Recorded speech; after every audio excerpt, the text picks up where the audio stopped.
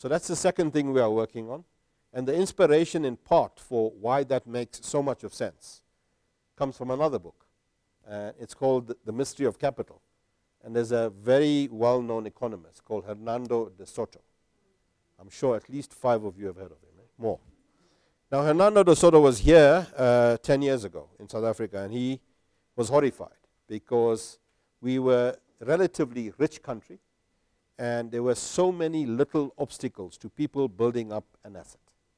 You know, it was rules and land and communal land and this, and the banks won't lend, and you know, and he was so frustrated because he met people in government and the private sector, and he said, your problem is very soluble.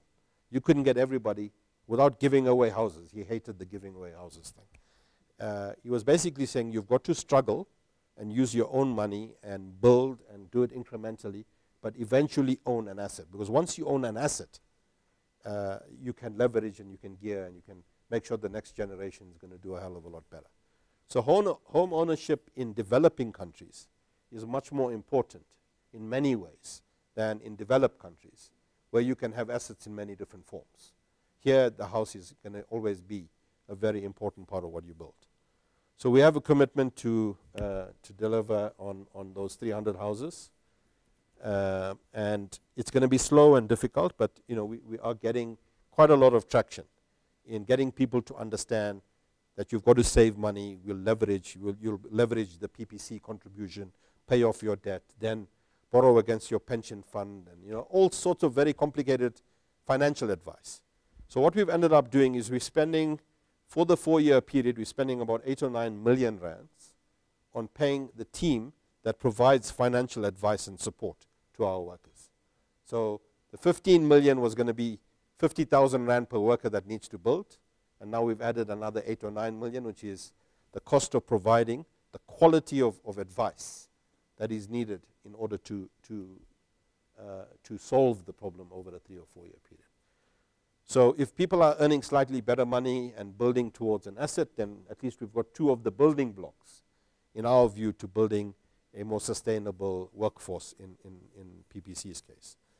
The last piece of the puzzle that we're trying to fix, everybody here has read Thomas Piketty's latest book on capital in the 21st century. If you haven't read the book, you've read the reviews at least. The book is very difficult to read, let me tell you that. But what he argues is a very simple thing, which is that labor is getting a much lower return than equity. Okay, it's a 350-page book, but that's the bottom line. The bottom line is you can work and produce and get a salary, and you will always be outdone by the guy who holds your shares. Okay, and he has empirical evidence which shows how that's happening in the world today. So the only answer we have to that, because we can't really change the fundamentals of that, is to become part of the equity game. So that's the only answer we have. We're saying workers must own a chunk of the equity. So we've done 2 BEE deals historically, and one which was more recently was done in favor of the employees. The other one was done in the interest of a broad-based group of trusts for construction and education and whatever. And the decision we made was that we don't know those people. And so we are closing down the broad-based trust. It's a deal that's out of the money anyway. And we're going to restructure the deal and allocate that to our workers. So the maths is important. These shares are geared, which means we have to pay back the loans. They will only make a significant amount of money if we can double the share price, which explains our rapid expansion strategy into Africa and a whole bunch of other things we're doing. Because we think that if we do that, we will be able to deliver unencumbered shares to each worker. So we've done a model, and hopefully it works out. I'll come back and report in 5 years' time. But if we double the share price, the combined workforce of PPC, excluding senior management, will have unencumbered shares valued at 2 billion rands in their hands. Now you can do a lot with that at that point, re-gear it, do all sorts of things. But that's a discussion for another time.